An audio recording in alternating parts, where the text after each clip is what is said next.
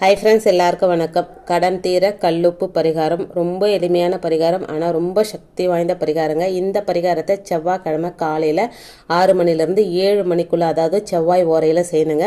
ஒரு தாம்பூல தட்டை எடுத்துக்கோங்க. அதில் 3 கைப்பிடி அளவு உங்கள் கையால் எடுத்து போட்டு பரவலாக பரப்பி விட்டுருங்க. அதுக்கப்புறம் உங்களுடைய ஆள்காட்டி வரலால் அந்த உப்பில் நீங்கள் வாங்கிய கடன் தொகையை எழுதணுங்க. நீங்கள் எவ்வளோ கடன் வாங்கியிருக்கிறீங்களோ அதை என்னால் எழுதணுங்க.